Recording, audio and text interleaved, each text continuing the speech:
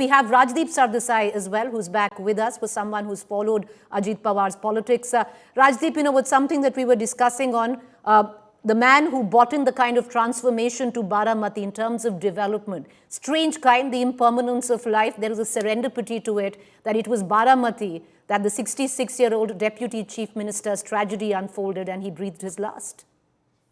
That's right. Ajit Pawar had no national ambitions. I remember asking him this question ahead of the Lok Sabha elections when his wife Sunetra was taking on Supriya Sule. And I said, are you trying to build the NCP as a national party? And he said, no. His ambition was very clear. He wanted to be Maharashtra Chief Minister and he wanted to remain Mr. Baramati. In that sense, Ajit Pawar was an old-style regional Satrap.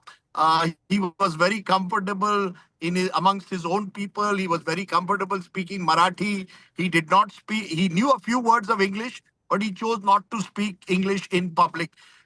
He was a politician who was what you saw is what you got with Ajit Pawar.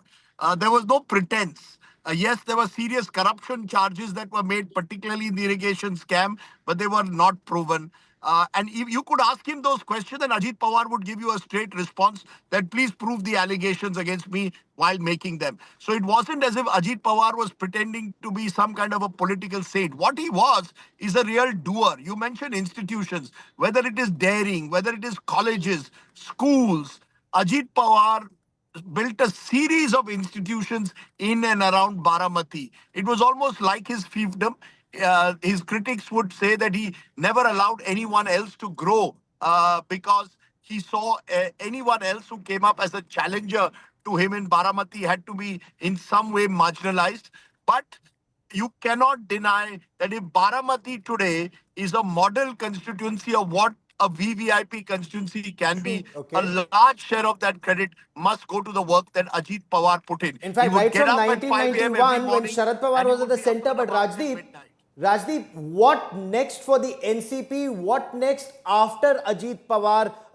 Given Sharad Pawar's age, who gets the mantle? Who gets both the parties? Do they come together? What happens next? Well, you see, Gaurav, as you saw, even in the municipal elections in Pune and the two NCPs had come together. Yes. There had been some criticism as to why are they coming together when Ajit Pawar is with the BJP in Maharashtra and Sharad Pawar is fighting them. But this is, in a way, the NCP, like it or not, had become some kind of a family enterprise. And while the family may have broken apart, Sharad Pawar has always been regarded as the patriarch of that family. He's 85, not getting any younger.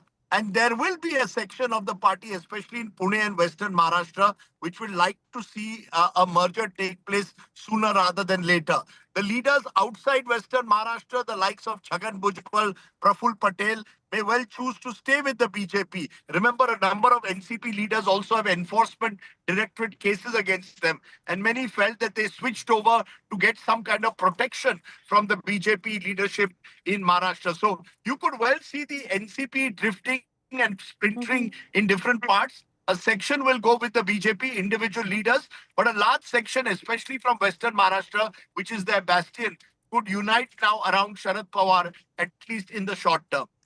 Rajdeep, for someone who's followed Indian politics for as long as you have, if you take a moment and reflect on how air tragedies have very often cut short ambitious careers of Indian politicians. We can go all the way to Sanjay Gandhi, to Madhavrao Scindia, come to even Vijay Rupani, YSR, all perished in air crashes.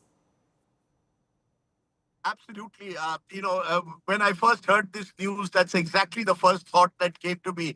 How politics changes when such a tragedy takes place. Remember, YS Rajasekhara Reddy was the dominant figure of Andhra Pradesh. And I've always maintained you would not have had a Telangana state if YSR had been alive. And maybe the Congress would still have been a dominant force, at least in Andhra Pradesh. Madhavrao Scindia was another leader who was clearly seen as a future leader of the Congress party when he tragically died in an air crash. So Sanjay Gandhi, of course, was seen as the heir apparent to Indira Gandhi at the time in 1980. He had just staged a comeback after the emergency and won the elections in 1980.